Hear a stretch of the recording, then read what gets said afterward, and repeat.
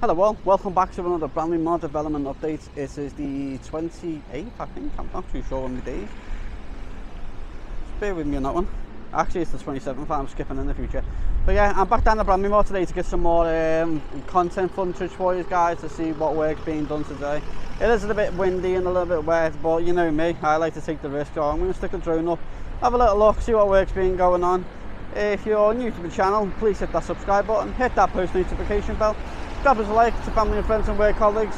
But what we'll do, we'll get the drone in here and we'll have a little look from above. Catch you in a minute, guys.